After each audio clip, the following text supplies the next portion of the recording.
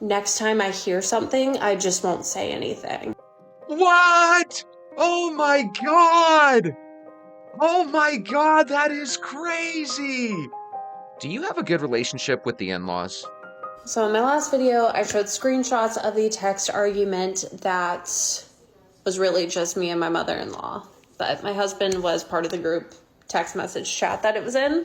So after the fact, we did not speak to her, no contact, nothing. Obviously, we were getting married in October, and it was at that point late September, I think. However, she knew the date, the time, the place, the plan, everything about the wedding. So I told my husband it would make me feel a little bit better if you texted your mom and you told her, just to be clear, you're no longer invited to the wedding. Please don't show up.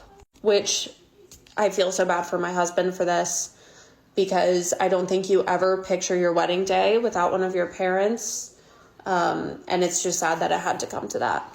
All right, so we've all been on different sides of this argument at different times in our life. At one point, you might be getting married and dealing with in-laws. At another point, you might have children that are getting married and you're all of a sudden the mother-in-law.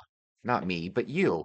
Could you imagine if your daughter-in-law told you you're not allowed to come to the wedding?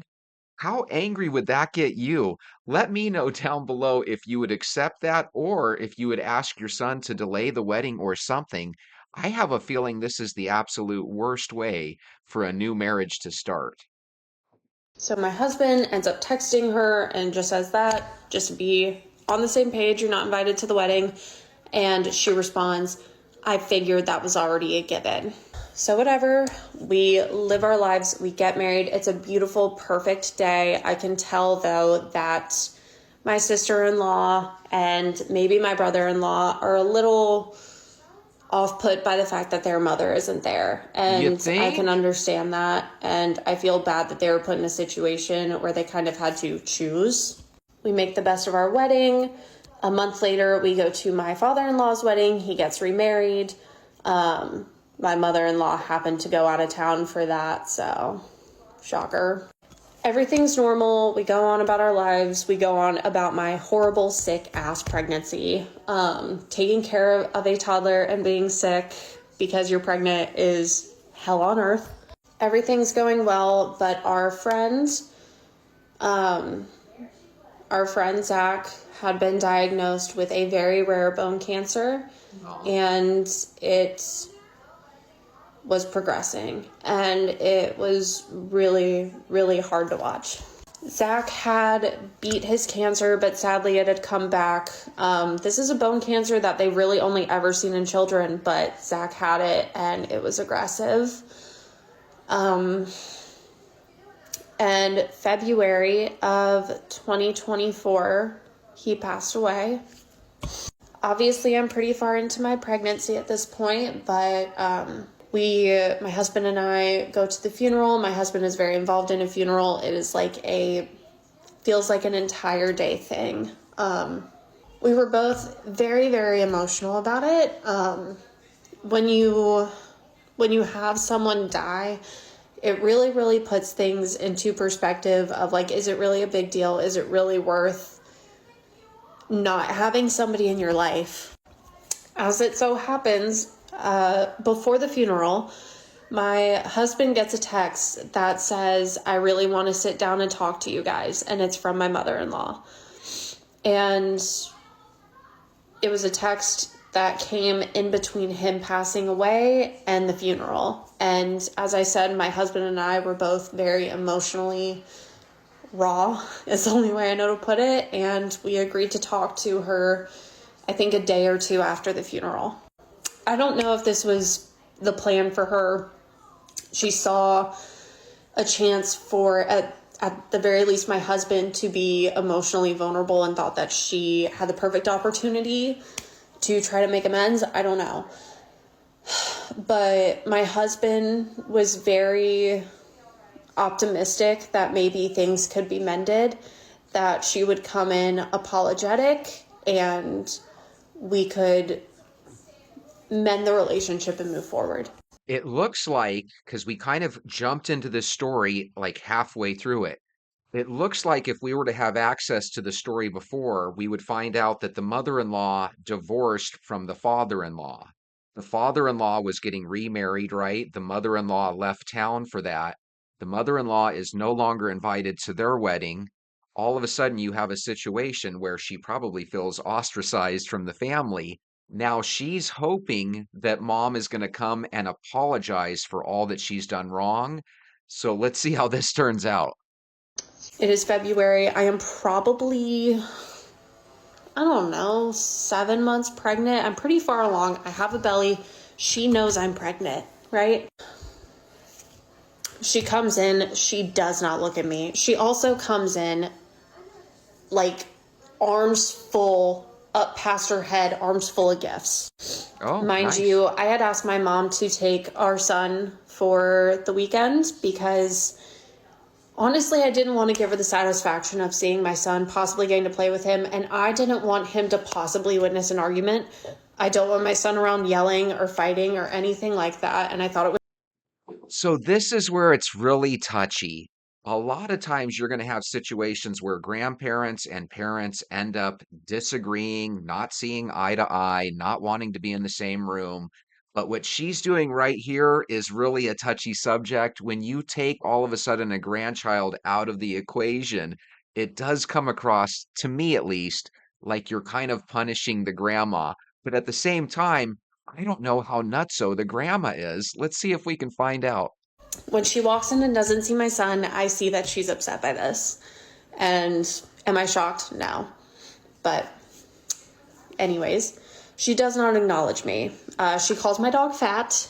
My dog is getting older and she had a leg surgery and it's hard for her to move, and I'm very sensitive about my dog. Anyways, she comes in, she sits down on the far end of the couch. I am on the love seat. So we are as far away from each other as we can be in this seating situation.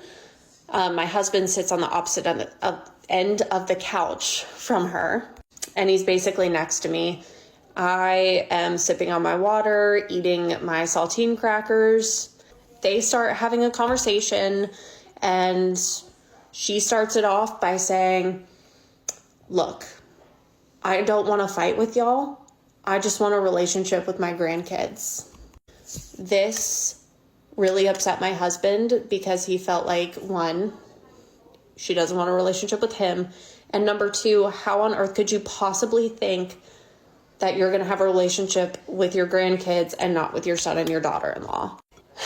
I have the entire conversation recorded. I think it's a 45-minute video, and I recorded it because she, if you've listened to my other videos, has a really bad history of making up conversations, spinning conversations, saying things happened that didn't happen, and I wanted a full video so she couldn't say she didn't say something or say that I did say something. I just wanted proof. I see where she's coming from, but I feel like this relationship is just doomed. And what I mean by this relationship is ultimately her and her husband. The reason I say this is because one of the things that you know when you get married is that you're not only marrying your husband or your wife, you're marrying into the family. And although there are millions of relationships where people don't get along with their mother or father-in-law, I think we would all agree it's better odds of success if you do. So this one just looks like they're shutting it down from the get-go. You're going to have a situation where when your kids get older, they're going to end up rebelling against you and wanting to go hang out with grandma. I'm not going to post any clips of it. I haven't listened to it since the week that conversation happened. And when I would listen to it, I would just like uncontrollably shake with the amount of anger I had. What I will say is it was a pointless conversation. She did not come in apologetic for anything. When anything was brought up about what she did to me specifically regarding accusing me of sleeping with my father-in-law, she just said, "Next time I hear something, I just won't say anything." What? Oh my God! Oh my God, that is crazy! Holy moly! Holy moly, guys, this TikToker's channel is called Cloudy Connection with no spaces. It's just Cloudy Connection. I think you guys ought to check this TikToker out. This story just went from 5 to 10 just like that. What the F? Mind you, I'm not from the town that this rumor started at. Like, nobody knew who I was. Nobody knew anything about me. How the fuck are there rumors about me? That's Second what of I all, that want to wasn't the know. point. I don't think she heard it from anybody. I think she made it up to cause drama. And because she saw my husband being gone at boot camp as the perfect opportunity to try to split us up because we can't communicate. I digress. Important bits of that conversation were that she doesn't like me because I'm so disrespectful.